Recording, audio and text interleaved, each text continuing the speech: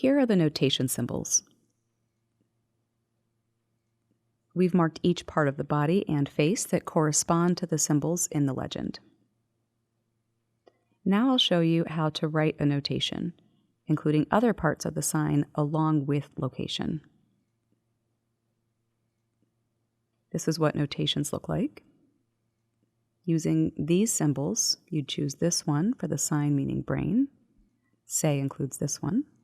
That should help you see that both signs include the G hand shape, which is also drawn here. But its location at the chin is indicated by the first symbol. The X in both notations indicates contact. Compare each one as I demonstrate. This is brain, say, and me.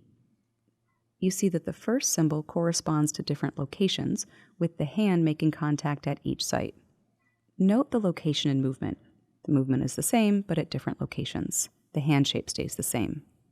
Now look at the boxes at the bottom of the slide. They're just like what I showed you before. Each slot is for a different parameter. First is for location, called tab, then des, and sig. Those three slots make up the template.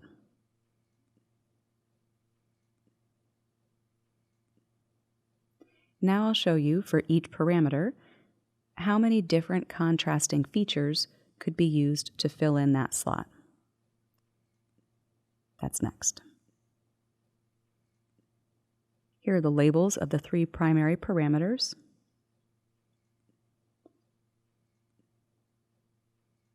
Stokey and his team made a chart using these symbols for location.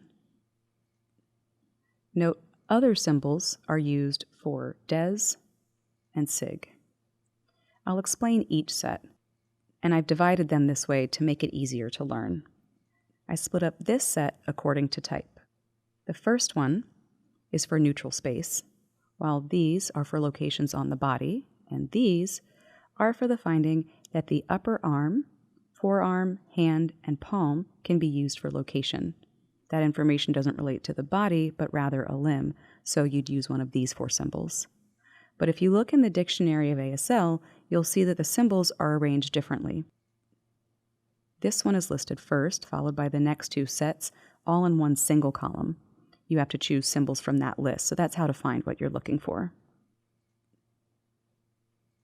Now for hand shape, if you look at the legend, you see that most of them are letters in alphabetic order, except for a few that aren't.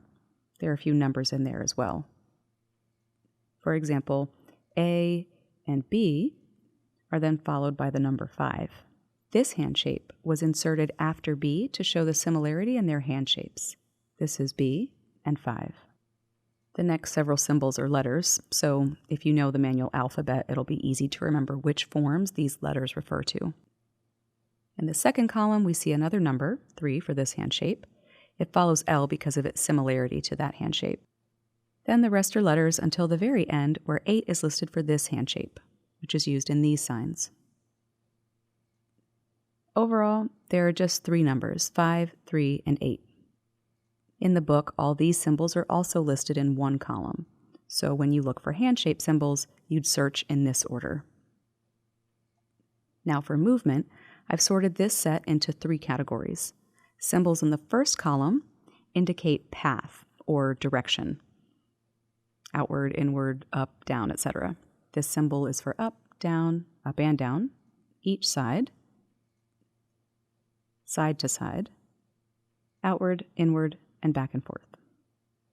Symbols in the next column relate to internal movements of the hand. I'll show you each one.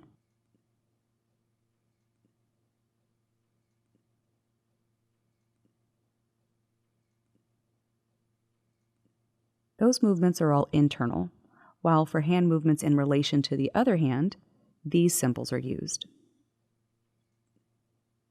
For a detailed description of each one, you can refer to the dictionary after this lecture. But for now, I'll explain how each of these symbols are used to make the 3 parameters work together.